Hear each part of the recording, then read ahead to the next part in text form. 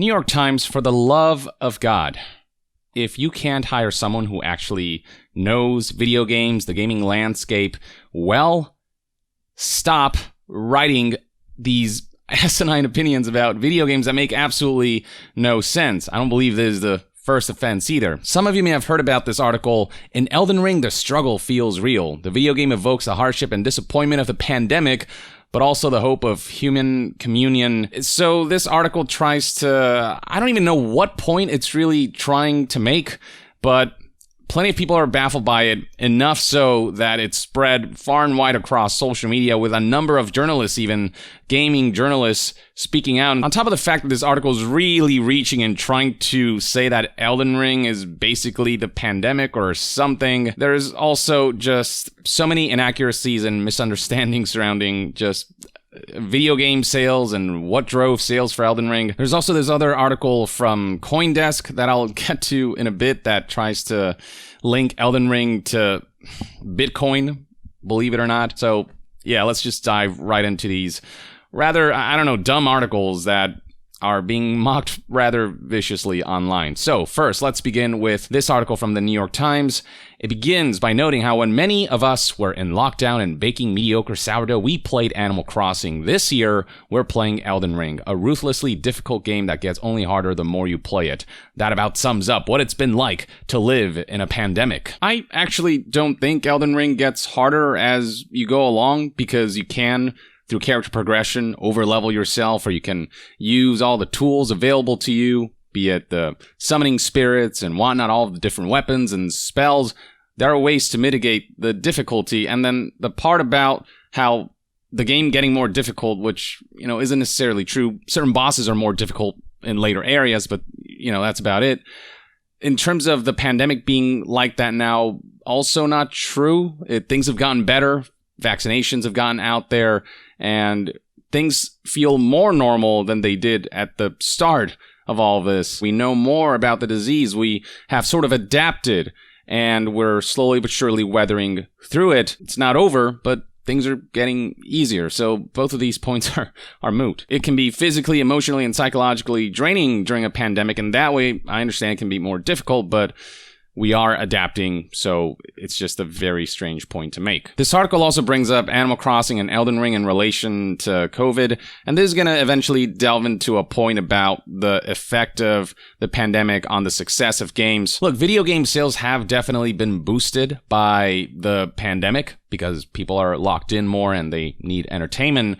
But it's certainly not the sole reason why certain games exploded in sales. Animal Crossing has been building a loyal fan base for years across many entries, and this latest entry would have sold, I think, still tens of millions, even if we weren't in the middle of a pandemic. And same thing goes for Elden Ring. Sure, the current state of the world might have boosted its sales to a degree, but Elden Ring is a culmination of FromSoft's past endeavors, all of their experience, and all of the loyalty that they've built up. And I bring this up because of a passage that will come up in a bit. But the article continues, Elden Ring has a story that has something to do with a ring. The fact that they couldn't even bother to, hell, even just copy and paste the synopsis that's out there, even that would have been better than just saying the story has something to do with a ring, which is just so false. And just such a misunderstanding of Elden Ring's rather deep lore. And I'm not saying Elden Ring's story is straightforwardly presented, but it doesn't take much reading to know that the story isn't just something to do with a ring, and to go into at least a bit more detail as to what its synopsis is. So this already tells me a whole lot. The article continues, you'll probably die again and again, sometimes for hours. None of this makes Elden Ring sound like a crowd pleaser. Bruh, what you just described is called a Soulsborne game from FromSoft, and if you look at its history, you will see that with each new entry, the number of people who began to become appealed by this series of games has continued to grow. Demon's Souls sold 1 million copies. Bloodborne, 2 million copies, but that's stats as of March 2015. I imagine those numbers have gone up. Dark Souls 2, 2.5 million copies. Sekiro, 5 million copies. Dark Souls, 5.5 million copies. Dark Souls 3, 10 million copies, all in their lifetime based on the latest stats that we heard directly from official sources. And out comes Elden Ring and just blows all of these out of the water. 12 million copies sold in just a couple of weeks, and it's bound to sell even more. Even before the pandemic hit, the Soulsborne series was slowly but surely garnering a loyal audience base who began to understand the satisfaction of overcoming a struggle, which is the whole premise of the gameplay of Soulsborne games. And I'm not saying Soulsborne games appealed to everyone, but it certainly appealed to enough who kind of are up for that challenge. The article then vaguely describes how at some point in the game you face a dragon. You face a dragon at several points. How much of this game has this user played? I'm genuinely curious. You have a choice to fight or flee. At first, you'll probably retreat, and eventually, after acquiring enough strength and the proper weapon or magic spell, you'll return to slay the dastardly fire breather and relish your victory. Moments later, though, you'll be ambushed and killed by something nasty. And this is the quote that really got the story going. It's difficult to imagine Elden Ring having this sort of cultural cachet in any other era. My dude, my guy, my broski.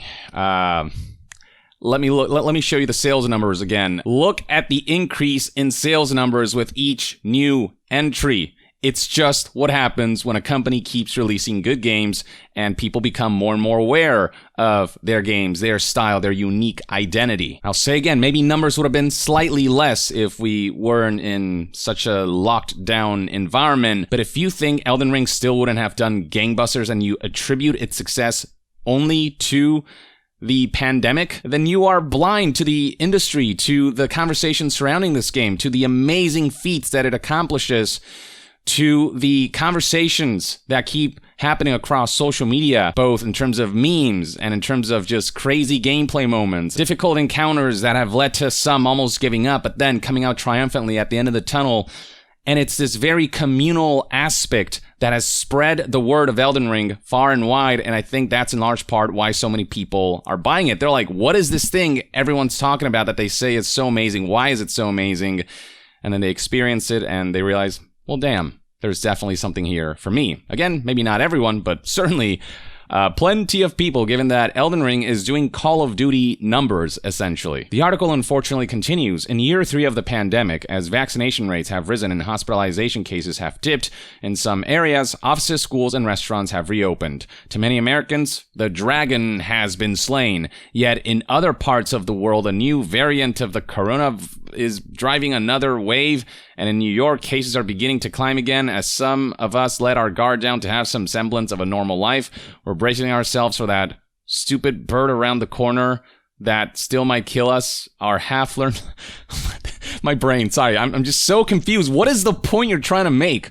Why are you trying to tie Elden Ring with the It feels like they're using the popularity of Elden Ring as clickbait to draw people in to talk about the pandemic and trying to make the case that the two are very closely related. If you look at all of these connections, look at this, look how allegorical it all is, when it's just like, you are reaching, my guy. Anyway, we're bracing ourselves for that stupid bird around the corner that still might kill us. Our hard-learned lesson of the pandemic to expect disappointment and more struggle has trained us well for Elden Ring. What? It's a video game, dude. The struggles of real life are very real. In Elden Ring, you die, you can try again. It's one thing to make a point like, the pandemic made me understand something like Death Stranding more, which honestly is eerie in how well in some ways it predicted the future. But to like try to turn Elden Ring into this thing that is representative of the pandemic, it's like, no, there is nothing there, buddy. There's nothing, no valid point there whatsoever. Elden Ring's choose your own adventure format is more inclusive for a populace that can't seem to agree on anything. In Elden Ring, there is no right or wrong. To defeat a boss, you can carefully study its moves and plan an attack, or you can cheese it with a cheap trick that requires no skill and ensures victory.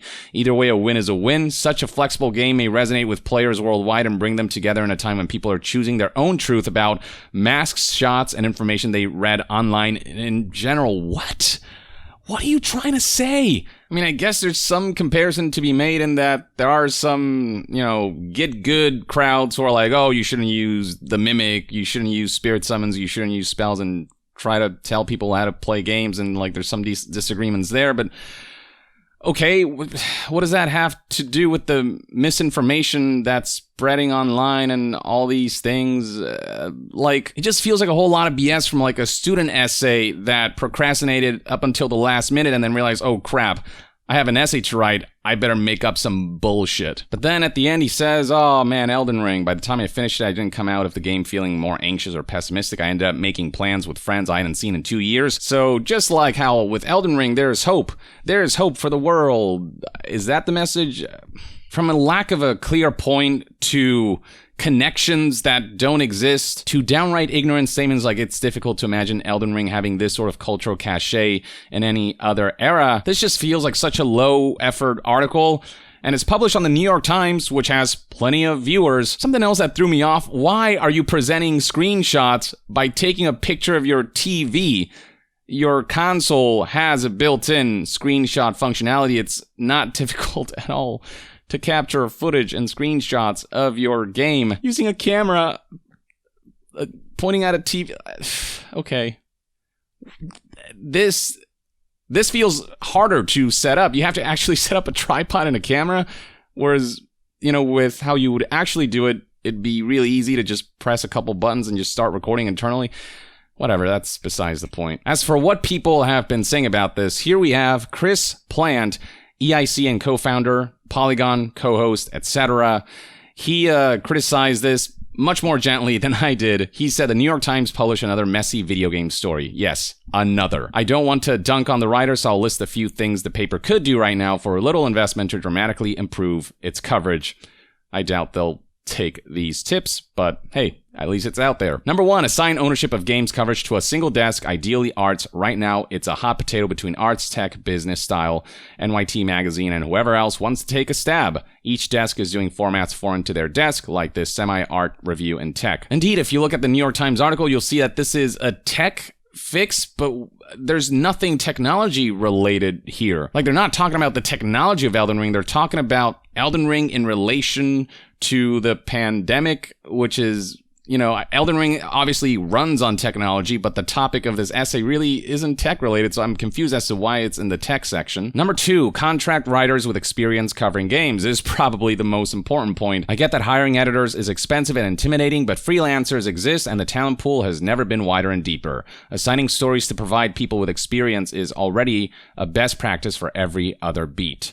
Number 3, not every game is a cultural revolution. That's how we get lines like, the Beatles rock band is nothing less than a cultural watershed, one that may prove only slightly less influential than the band's famous appearance on The Ed Sullivan Show in 1964. Apparently that was from a New York Times article that ran back in 2009. Today we have an Elden Ring essay that suggests the game wouldn't have been successful outside of the pandemic. May we never hear how video games technically make more money than the film industry, a bad bit of data for any publication to run ever again. When asked why saying that video games make more money than films is a bad bit of data, Chris responded by saying, good question. The basic answer is that games historically have cost $60, nearly 6 times the price of a movie ticket, plus more and more of the film industry is supported by subs and ads, further lowering the ticket returns usually applied to that claim. That's definitely something I have to look more into, but that's not the topic of today's video, so let's get back to the rest of this statement. Number 4, use games money to fund games coverage. The paper got Wordle for a steal. It's particularly disappointing to see the New York Times making gobs of cash off of its own games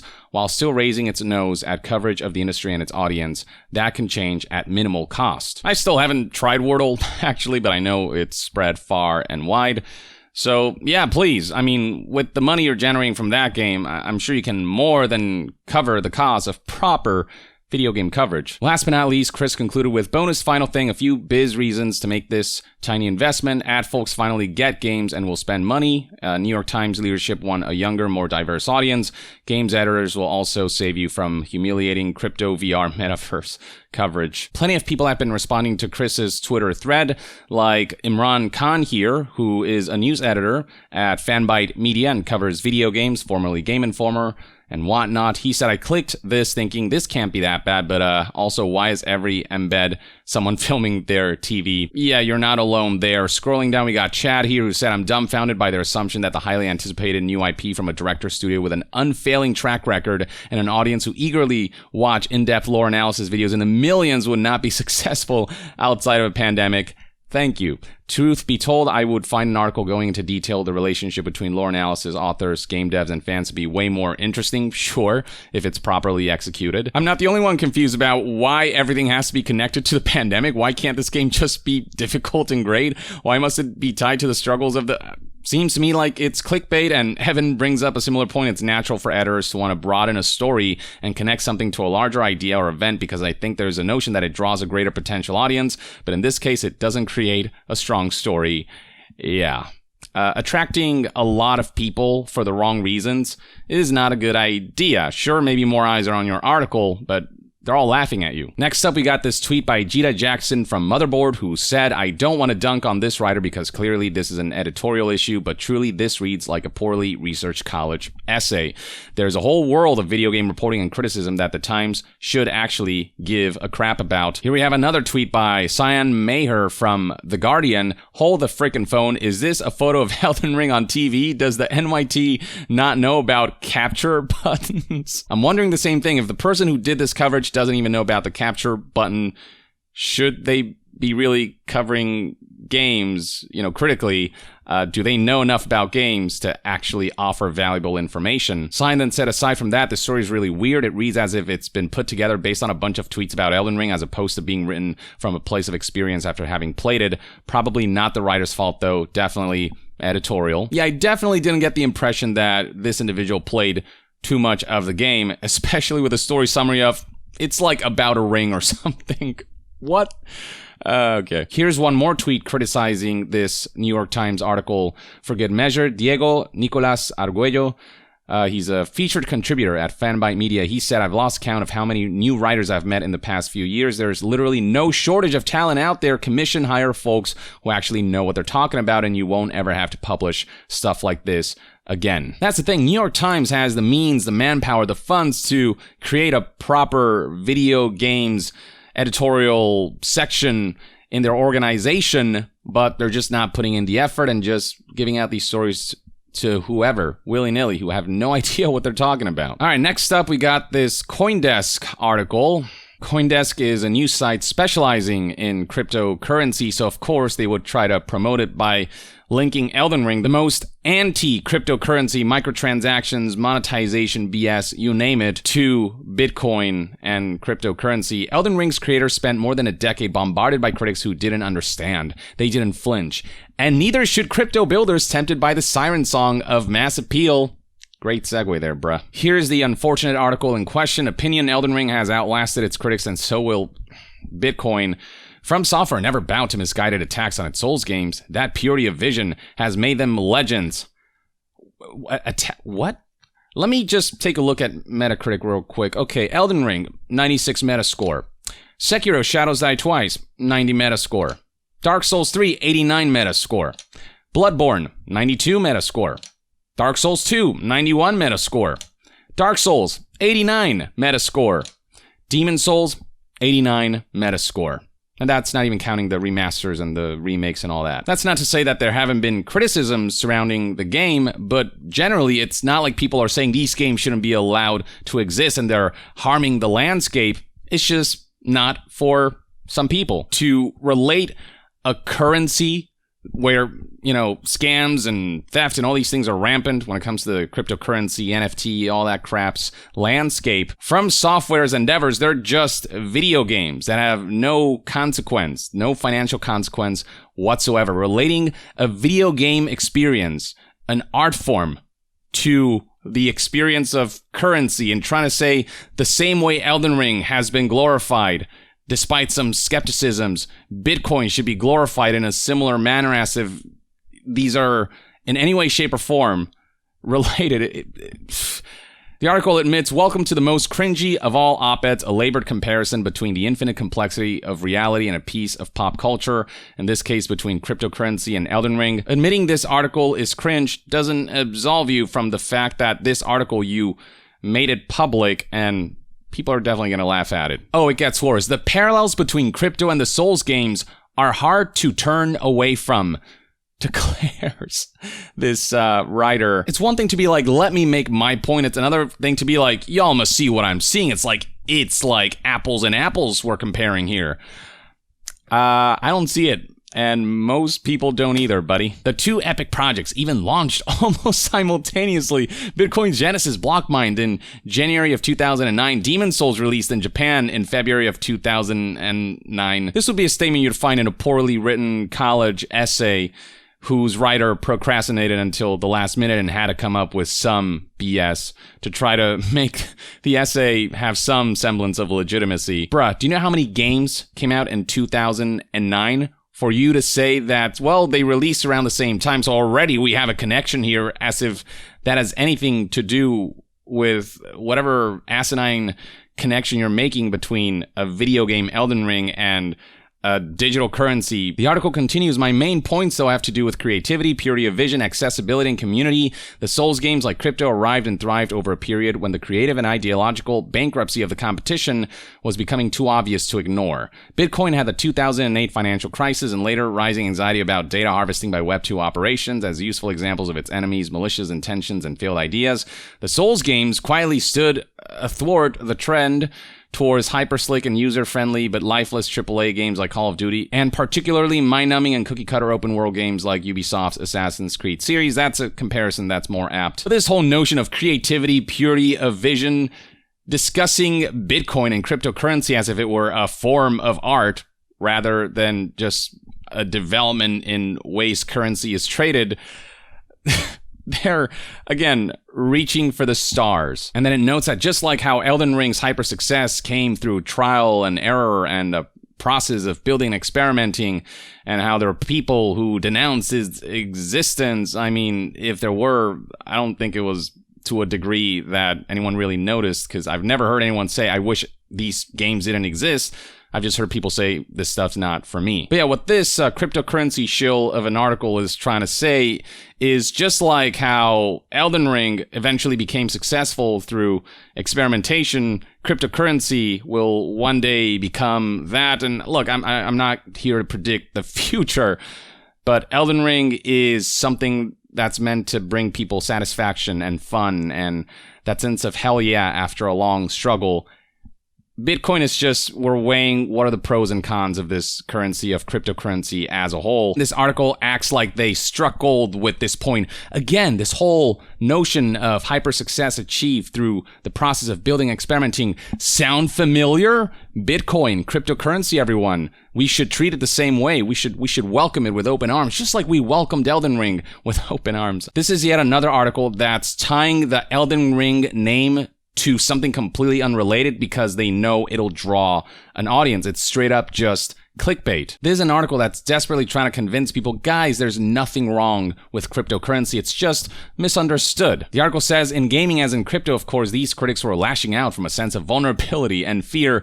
No, critics are lashing out because there are facts out there about this technology and there are aspects to it that are interesting. It's just the current implementation has been rife with scams, with theft, with straight up just criminal activity, among other things. The NFT landscape especially has been rife with criticism for good reason. They sought to expunge what they couldn't grasp. The clearest example of this is the endless whining from those who wanted the Souls games to add difficulty modes. And then the article makes the point that just like Hidetaka Miyazaki didn't compromise on their visions of these Souls-born games despite some criticisms out there, Bitcoin is going through a similar phase where people are doubting it but for no good reason, but one day they'll see that all of their criticisms were invalid and they'll see cryptocurrency for what it is. Again, I can't predict the future. Maybe one day cryptocurrency will be implemented in such a way that it feels more pros than cons.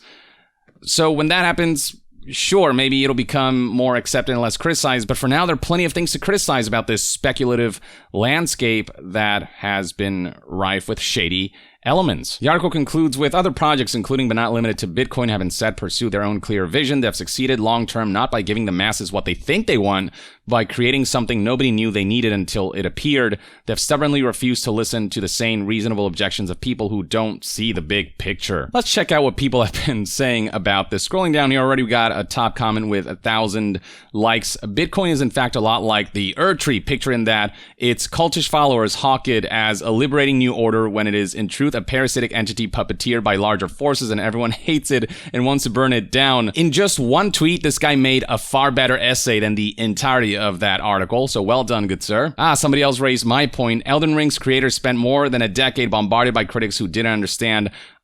Are you even remotely familiar with From Software's work? Looking at the critical acclaim of the entire series. Yeah, CoinDesk is making it out as if the amount of whatever backlash there has been surrounding From Software games is equivalent to the amount of concerns there have been surrounding cryptocurrency, NFTs, and the people who see the facts as they are and are saying in the current state of things, you know, there are definitely dangerous elements or shady elements to this landscape. Once again, just taking advantage of the name Elden Ring to draw in an audience towards this moot point and try to manipulate audiences by saying Elden Ring and Bitcoin are very much alike, and just as people love Elden Ring, one day you'll come to love Bitcoin. Here's another comment. Yes, From Software have famously been very critically unsuccessful until now. You are smart. So yeah, you get the idea. It's just the exploitation of a popular game to try to drive a point that doesn't exist. And while I don't know how popular this website is, CoinDesk, I guess for, you know, crypto bros, maybe they'll check it out often. The New York Times, to put out an article just that ignorant, given the kind of audience that they have, is just, like, not acceptable. And just any publication putting crap like this out there without proper research, without proper due diligence, without proper knowledge and experience in the gaming industry to actually convey what's what is straight up unacceptable and a lack of integrity on the part of the publication company. But at least we do have this hard drive article, the satirical news outlet, whose headline reads, Elden Ring would not have been popular in other eras such as the 1920s because video games didn't exist then. People coming up with their own headlines in the comments below. Jesus would have liked Elden Ring, however he didn't because Elden Ring didn't exist 2,000 years ago. So yeah, suffice to say that the New York Times and CoinDesk have become the butt of the joke of the week.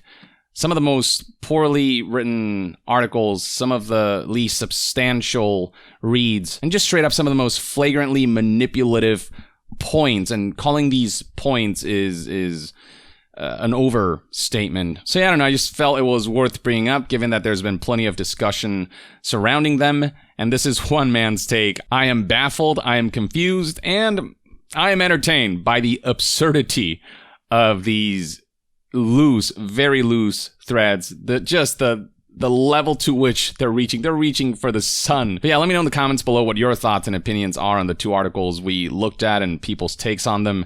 And to be further updated on all things gaming news, reviews, and discussions, stay tuned right here on Young Yeah. I'll see you guys next time. Young out.